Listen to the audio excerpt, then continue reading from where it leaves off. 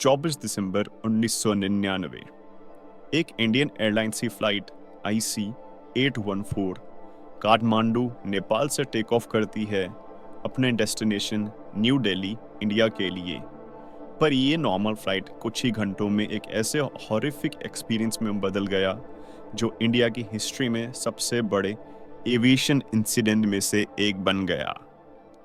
आज हम इस शॉकिंग हाईजैकिंग के बारे में बात करेंगे, एक कहानी जो डर, हिम्मत और एक देश की रिजाइलेंस को दिखाती है। सब कुछ 24 दिसंबर 1999 को शुरू होता है।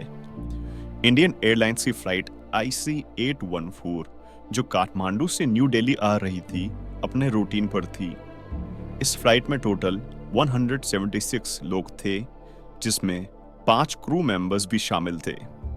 सब कुछ नॉर्मल था जब तक प्लेन ने 5:30 बजे के आसपास इंडियन एयर स्पेस में एंटर नहीं किया था। जैसे ही प्लेन इंडियन एयर स्पेस में एंटर करता है, तभी कुछ लोग अपनी सीट से उठते हैं और क्रू के लोगों पर चाकू और गन्स के साथ हमला करते हैं।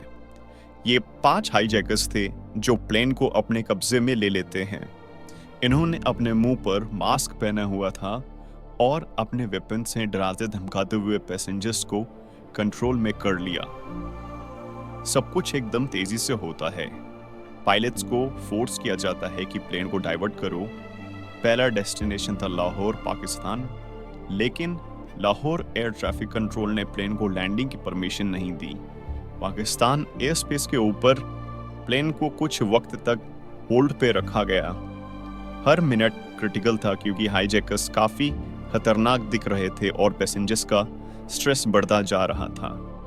उस वक्त इंडिया में इमरजेंसी की सिचुएशन हो चुकी थी। इंडियन गवर्नमेंट को पता चल चुका था कि IC 814 हाईजैक हो गया है, तो तुरंत प्लेन को डाइवर्ट करके अमृतसर एयरपोर्ट पर उतारने की कोशिश की गई ताकि ये हाईजैकिंग को कंट्रोल में किया जा सके। लेकिन यहाँ एक बड़ी प्रॉब्लम हुई।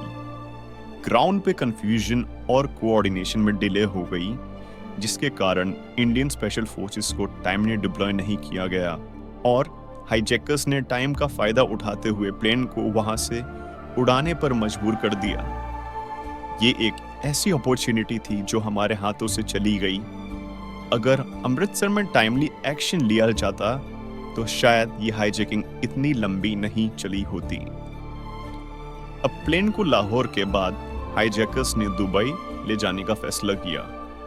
दुबई ने ह्यूमैनिटेरियन ग्राउंड्स पे लैंडिंग की परमिशन दी। यहाँ हाईजैकर्स ने कुछ पैसेंजर्स को रिलीज भी किया। उनमें से ज्यादातर लेडीज, चिल्ड्रन और एल्डरली थे।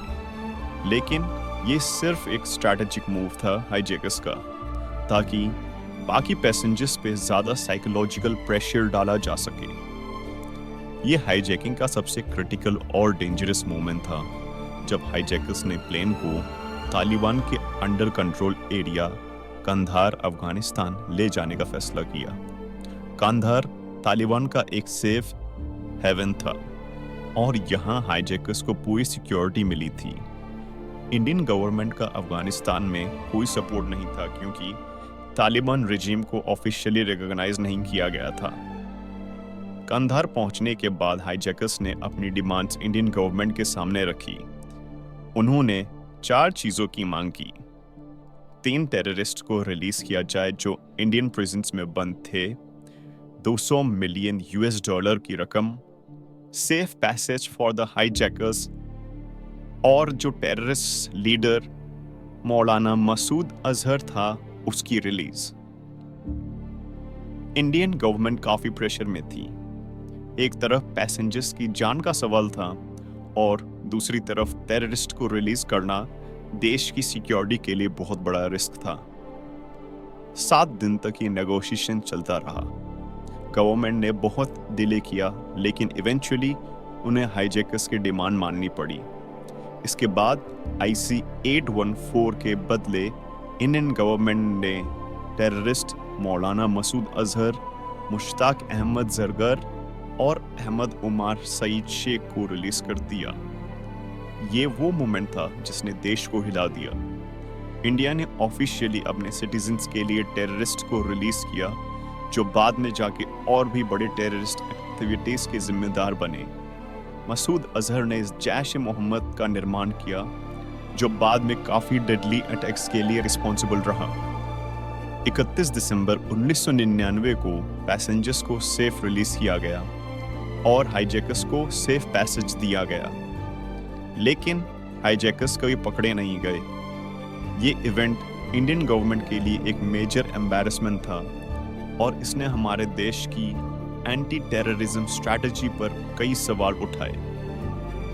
IC-814 हाईजैकिंग ने इंडिया की नेशनल सिक्योरिटी, एविएशन सिक्योरिटी और डिप्लोमेटिक रिलेशंस पर एक परमानेंट इम्पैक्ट छोड़ दिया।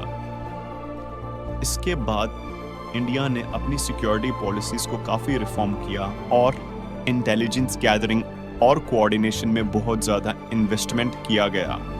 तो ये था एक काला चैप्टर हमारे देश की हिस्ट्री का, IC-814 हाईजैकिंग। ये इंसिडेंट सिर्फ एक प्लेन हाईजैकिंग नहीं था, ये एक रिमाइंडर था कि टेररिज्म कैसे इनोसेंट लाइफ्स को इम्पैक्ट करता है। आज भी इस इंसिडेंट से जुड़ी हुई यादें लोगों के दिलों में ताज़ा हैं। अगर आपको ये वीडियो पसंद आई हो तो लाइक ज़रूर करें और ऐसे ही इन्फॉर्मेटिव वीडियोस के लिए चैनल को सब्सक्राइब करना ना भूलें। मैं मिलता हूँ आपसे अगली बार एक और इंट्रिगिंग टॉपिक के साथ। तब तक स्टे सेफ। जय हिंद।